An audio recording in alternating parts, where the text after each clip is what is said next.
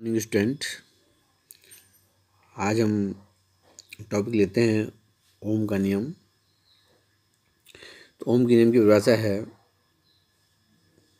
यदि किसी चालक की भौतिक अवस्थाओं जैसे ताप दाब आदि में परिवर्तन न हो, इसकी कंडीशन होती है ताप दाब आदि में परिवर्तन न हो भौतिक अवस्थाओं में, तो चालक के सिरों के बीच लगाया गया विभवांतर उसमें प्रवाहित होने वाली धारा के अनुक्रमानुपाती होती है।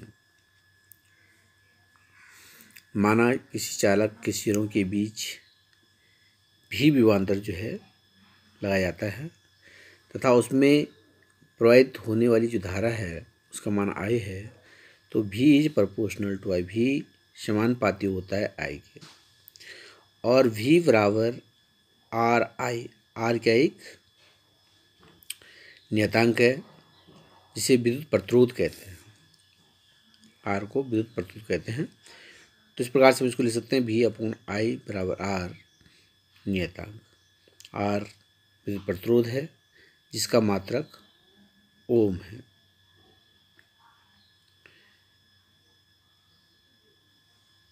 तो ये इसका ओम का नियम हो गया है। अब हम अनुगमन वेग के आधार पर ओम के नियम का सत्यापन या उत्पत्ति करते हैं। इम्पोर्टेंट क्वेश्चन है काफ़ी, में पूछा जाता है अक्सर। तो देखिए, माना किसी चालक तार की लंबाई, इस प्रकार से हमने कोई चालक तार लेना है। इस चालक तार की लंबाई L है, जैसे हमने चालक ले रखा है उसी प्रकार से लिखा हुआ है यहाँ पे। उसका अनुप्रस्थ परिच्छेद का क्षेत्रफल, इसका जो है अनुप्रस्थ परिच्छेद का क्षेत्रफल कहीं पर भी उसका जो है A है। जब इसके सिरों के बीच विभवांतर आरोपित किया जाता है या स्थापित किया जाता है तो इसमें विद्युत धारा बहने लगती है। यदि तार में इलेक्ट्रॉनों की संख्या n है तथा इलेक्ट्रॉनों का अनुगमन वेग Vd है, तब जो आपको मैंने बताया था धारा अनुगमन वेग में संबंध, तो उससे जो धारा का मान निकल जाएगा। धारा I बराबर हो जाएगा NEAVD। इसको क्वेश्चन नंबर 1 मान लेंगे। I बराबर NEAVD हमने पढ़ा है। अब जब हम इस पर विभवांतर स्थापित करते हैं तो उसके कारण इसमें एक इलेक्ट्रिक फील्ड उत्पन्न हो जाता है, विद्युत क्षेत्र की तीव्रता उत्पन्न हो जाती है। विद्युत क्षेत्र की तीव्रता उत्पन्न होने से जो इलेक्ट्रॉन की गति जो है विद्युत क्षेत्र के विरुद्ध और तेज हो जाती है। तो इस विद्युत क्षेत्र का जो मान है वो हम ज्ञात करेंगे, इसमें कितना विद्युत क्षेत्र जो है उत्पन्न हो रहा है। तो इसमें विद्युत क्षेत्र E बराबर V अपॉन L। तो विद्युत क्षेत्र की जो तीव्रता है E बराबर V अपॉन L इसमें उत्पन्न होती है। विद्युत क्षेत्र के कारण प्रत्येक इलेक्ट्रॉन पर एक बल आरोपित किया जाता है, क्योंकि यहाँ पर विद्युत क्षेत्र उत्पन्न हो गया है और इस विद्युत क्षेत्र के कारण जो जितने भी इलेक्ट्रॉन होते हैं उस पर एक बल आरोपित किया जाता है। वह बल, उस बल का हम मान निकालेंगे यहाँ पर। वह बल F बराबर EE, F बराबर EE, E का मान रख देंगे तो F बराबर EV अपॉन L। यहाँ पर जो इलेक्ट्रॉन है, सपोज उनका द्रव्यमान स्मॉल m है, तो इस बल के कारण उन इलेक्ट्रॉन पर एक त्वरण उत्पन्न होता है। बल के कारण, हमेशा जो है बल के कारण ही त्वरण उत्पन्न होता है, हमने पढ़ रखा है यारों में। तो अभिकेंद्र त्वरण इस बार से पढ़ा था। तो बल के कारण ही जो है त्वरण उत्पन्न होता है। तो यहाँ पर इस इलेक्ट्रिक फील्ड के विद्युत क्षेत्र के कारण इलेक्ट्रॉन पर एक बल आरोपित होता है। तो बल का मान हमने निकाल दिया है। तो इस बल के कारण एक त्वरण उत्पन्न होता है। तो यहाँ पर हम लिख लेंगे, यदि इलेक्ट्रॉन का द्रव्यमान स्मॉल m हो तो बल के कारण उत्पन्न त्वरण A बराबर F/m, A बराबर F/m। F की वैल्यू रख देंगे यहाँ पर AV/L। तो इस प्रकार से A बराबर हो जाएगा AV/ml, समीकरण नंबर 2। अब आप देख रहे हैं इलेक्ट्रॉन, किसी भी चालक के अंदर इलेक्ट्रॉन, जो कुछ मुक्त इलेक्ट्रॉन होते हैं जो स्वतंत्र रूप से चालक के अंदर घूमते रहते हैं। चालक में जो धनायन भी होते हैं, तो ये इलेक्ट्रॉन इन धनायन से बार बार टक्कर करते रहते हैं। जब भी भ्रमण करेंगे, जिगजैग मोशन में जब भ्रमण करते हैं, तो जो धनायन होते हैं चालक के अंदर, इलेक्ट्रॉन उन धनायनों से बार बार टकराते रहते हैं। तो किसी मुक्त इलेक्ट्रॉन की धनायनों से दो क्रमागत टक्करों के बीच, धनायनों से दो क्रमागत यानी कि लगातार टक्करों के बीच जो समय लगता है, जितना समय लगता है दो टक्करों के बीच में लगा जो समय होता है, उसे श्रांतिकाल कहते हैं। उसे क्या कहते हैं? श्रांतिकाल। तो आपने यहाँ पे श्रांतिकाल याद रखना है, क्योंकि परीक्षा में श्रांतिकाल की परिभाषा भी पूछी जाती है। तो किसी मुक्त इलेक्ट्रॉन द्वारा धनायन से लगातार दो टक्करों के बीच के समय को श्रांतिकाल कहते हैं। तो इस प्रकार से आप इसको लिखना भी, हमने इसको श्रांतिकाल की परिभाषा। तो लिखिए, मुक्त इलेक्ट्रॉनों के बार बार धनायनों से टकराने के कारण वैद्युत क्षेत्र के विपरीत दिशा में उनका वेग बढ़ जाता है। इलेक्ट्रॉन बार बार जब धनायन से टकराते हैं तो उनका वेग जो है बढ़ जाता है, लेकिन वो जो है वैद्युत क्षेत्र के विपरीत दिशा में बढ़ता है। दो क्रमागत टक्करों के बीच लगे समय को श्रांतिकाल कहते हैं। तो यहाँ पे आप थोड़ा सा समझ लीजिए,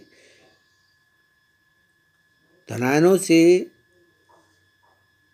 दो क्रमागत टक्करों के बीच, धनायन आएगा, धनायनों से दो क्रमागत टक्करों के बीच के समय को श्रांतिकाल कहते हैं। इसे टो से प्रदर्शित करते हैं, तो इलेक्ट्रॉन के द्रव्यमान में A2 की वृद्धि हो जाएगी। तो इलेक्ट्रॉन के वेग है, तो इलेक्ट्रॉन के वेग में A2 की वृद्धि होगी। तो हम यहाँ पढ़ चुके हैं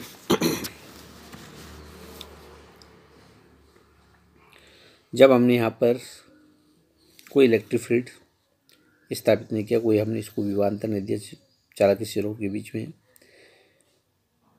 तो इलेक्ट्रॉन चालक के अंदर मुक्त रूप से घूमते रहते हैं और धनायन से टकराते रहते हैं। तो इनका जो है औसत जो वेग होता है उस समय वो शून्य होता है,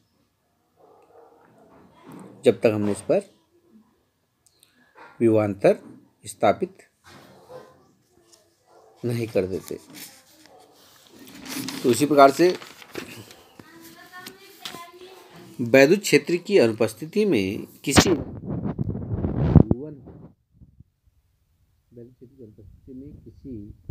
इलेक्ट्रॉन का वेग u1 है, तो वैद्युत क्षेत्र की उपस्थिति में जब हम वैद्युत क्षेत्र लगाते हैं तो उसकी वेग में कितनी वृद्धि होती है? A2 की वृद्धि हो जाती है।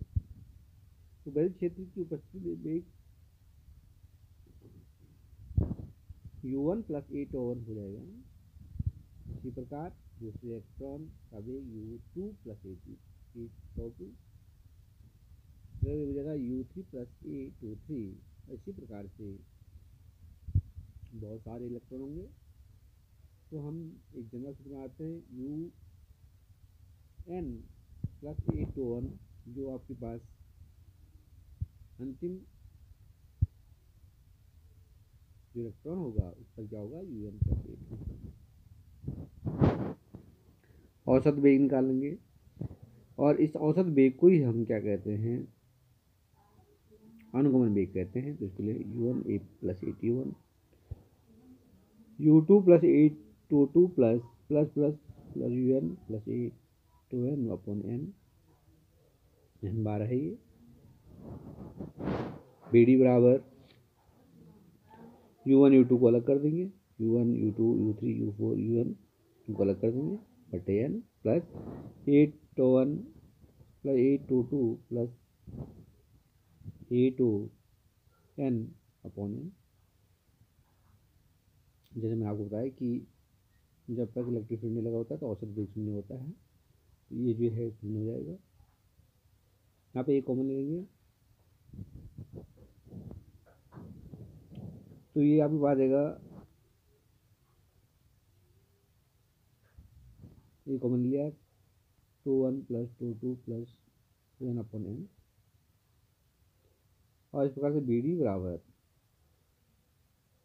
ये आपके पास प्रत्येक इलेक्ट्रॉन का क्रांतिकाल है, तो क्रांतिकाल का औसत, यह औसत हो गया है, जो टू से दिखाते हैं। तो इस प्रकार से BD that is equal to A2। समीकरण नंबर 3। समीकरण 1 से VD का मान समीकरण 2 से A का मान रखने पर, समीकरण 1 से VD का और समीकरण 2 से जो है A का मान यहाँ पर हम पुट कर देंगे। तो इस प्रकार से VD का मान हमने पीछे से निकाल लेंगे। यहाँ पर समीकरण नंबर 1 से VD का मान निकल जाएगा, VD बराबर I बराबर NEA/VD। तो VD बराबर NEA इसके बट्टे में चल जाएगा। तो इस प्रकार से I अपॉन NEA और A का मान आपने EV अपॉन ML रखना है, A बराबर EV अपॉन ML। तो इस प्रकार से आया मेरे पास I अपॉन NEA बराबर EV अपॉन ML इंटू 2 और IML बराबर, इसका इधर क्रॉस मल्टीप्लिकेशन कर दीजिए, एक क्रॉस मल्टीप्लिकेशन कर दिया हमने, इसका इधर मल्टीप्लाई कर दिया तो IML हो गया, इसका इधर मल्टीप्लाई कर देंगे तो NE का स्क्वायर हो जाएगा A2 इंटू V। इस प्रकार से आ गया मेरे पास।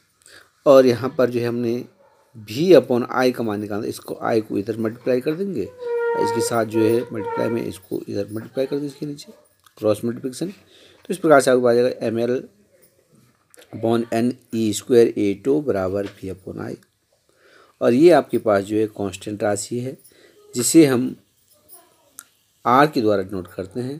तो इस प्रकार से V अपॉन I बराबर R, ये आपका जो ओम्स लॉ है, यानी कि V is proportional to I, V जो है I के समानुपाती होता है। यहाँ पर जो है आपके पास ML upon NE square A2 जो है ये दैट इज इक्वल R नियतांक। तो जो आप प्रतिरोध जो होता है, विद्युत प्रतिरोध, ये तार की लंबाई के अनुक्रमानुपाती, तार की लंबाई पर निर्भर करता है, उसके क्षेत्रफल पर निर्भर करता है,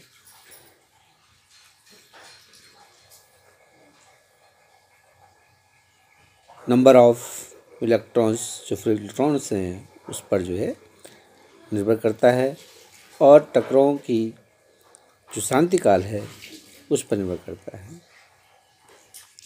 तो इस प्रकार से आप इसको करिए, थोड़ा लंबा तो है लेकिन 2-4 बार अगर आप इसको करते हैं लगातार तो कोई दिक्कत नहीं है, इसमें आसानी से हो सकता है।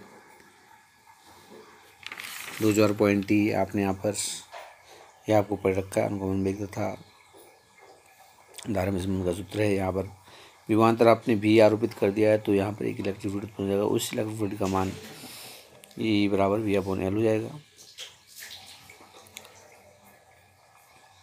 उसके बाद आपने यहाँ पर,